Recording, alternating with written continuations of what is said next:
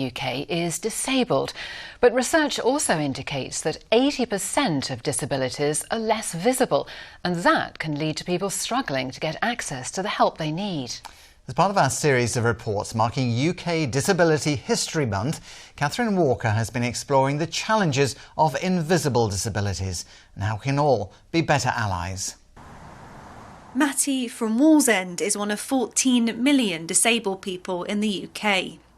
He's autistic, but he finds people take his disability less seriously because it's less visible.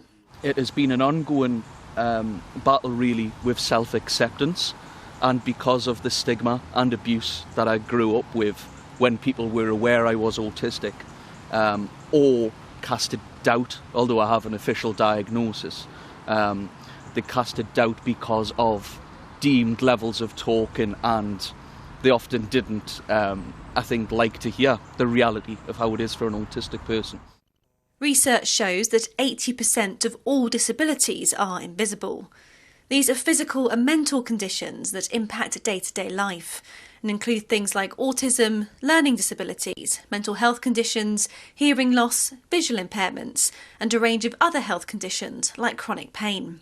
It is important that we improve society's understanding about who is a disabled person. We tend to think about a disabled person as a white person, white man in a wheelchair with a physical impairment.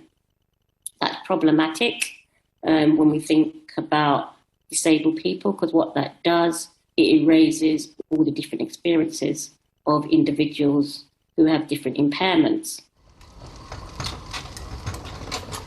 It's that message about diversity that writer Pippa also wants to highlight. She has a chronic illness called ME and now uses her blogs to educate people about less visible disabilities.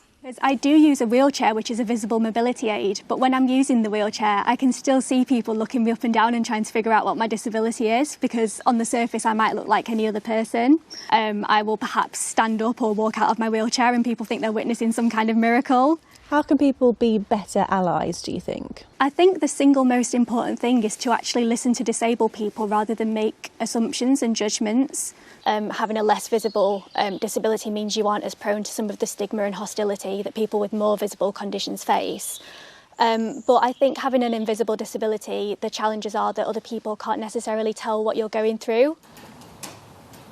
As Pippa writes her blog post for UK Disability History Month, the message is clear. Not all disabilities are visible, but every single person deserves to feel seen.